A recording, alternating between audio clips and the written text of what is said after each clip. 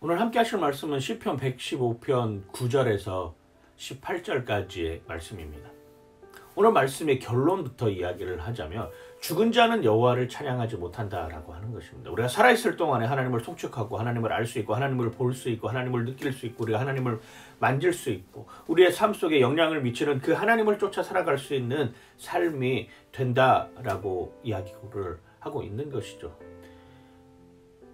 시편 115편이 이야기하는 끊임없이 계속 이야기하는 것이 여호와를 찬양하라, 여호와를 송축하라, 할렐루야 하나님.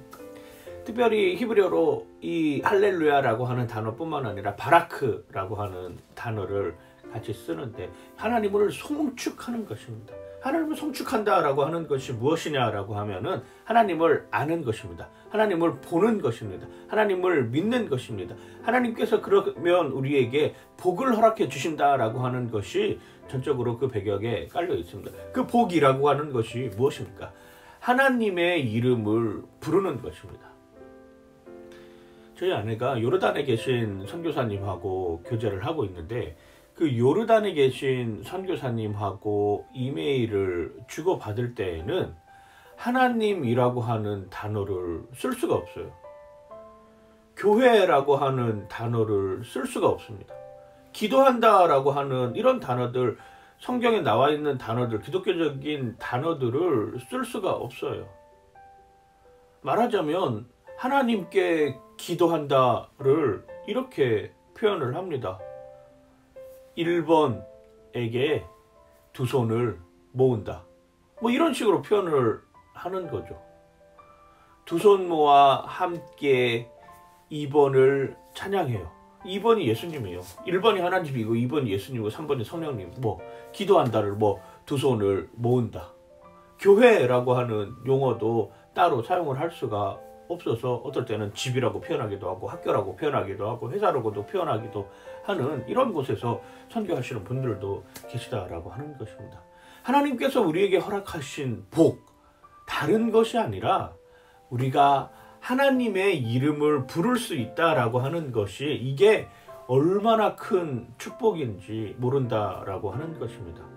사실 지금 뭐 유럽도 마찬가지고 미국도 마찬가지고 캐나다 같은 데도 마찬가지고 차별금지법이라고 하는 것이 통과된 나라들에 보면 교회에 대해서 정말 적대적인 것을 넘어서서 교회를 해체하려고 하는 운동들이 너무나도 많다라고 하는 것을 느낄 수가 있습니다. 동성애자들이 빵집에 왔습니다. 그리고 사장님한테 이렇게 이야기를 합니다. 저 우리 동성애 커플인데 내일 결혼식을 하는데 케이크를 만들어 달라. 근데 크리스찬인 빵가게 사장님이 나 케이크 못 만들어 주겠다. 니들 딴 데 가서 알아봐라 라고 이야기를 하면 말하자면 이건 차별을 했다라고 하는 것입니다. 모든 사람에게 빵가게 주인으로서 똑같이 빵을 만들어줘야 되는 거 당연한 거 아니냐. 그러면서 그 사람을 고발하고 그 사람이 동성애자들에게 빵을 만들어주지 않았다라고 하는 이유로 감옥에 가고 처벌을 받는 이런 일들. 심지어는 교회에서조차도 동성애가 합법적인 것이 아니라 불법적인 것입니다. 죄입니다 라고 이야기하는 순간 감옥에 잡혀가는 이런 시대를 살아가고 있습니다. 우리나라도 어쩌면 그런 것들이 계속 진행되다 보면 그런 것에 노출될 수 있는 여지들이 너무나도 많다라고 하는 것이죠. 뭐 우리나라에서 일어나고 있는 각종 조례들에 관한 법칙들을 자꾸 제정을 하면서 소수자의 인권이라고 하는 이름으로 하나님의 이름을 부르지 못하는 이런 상황이 올 수도 있다라고 하는 거. 이건 정말 너무나도 심각한 상황입니다. 우리가 성경에서 보고 있는 것은 여호와 하나님의 이름을 부르는 것, 그것만으로도 우리가 복을 받고 살아간다라고 하는 것. 하나님의 이름을 당당하게 외칠 수 있다라고 하는 것. 교회를 당당하게 아무런 꺼리낌 없이 갈 수 있다라고 하는 그것 자체가 얼마나 큰 복이고 얼마나 큰 축복인지 우리는 그걸 느껴야 된다라고 하는 것이죠. 그리고 그 마음이 확실하게 우리 마음속에 있어야 된다라고 하는 것입니다. 그러지 않고서는 교회 가는 발걸음이 더 무거울 수밖에 없는 이런 상황이죠. 이게 우리가 가지고 있는 복이라고 하는 것입니다.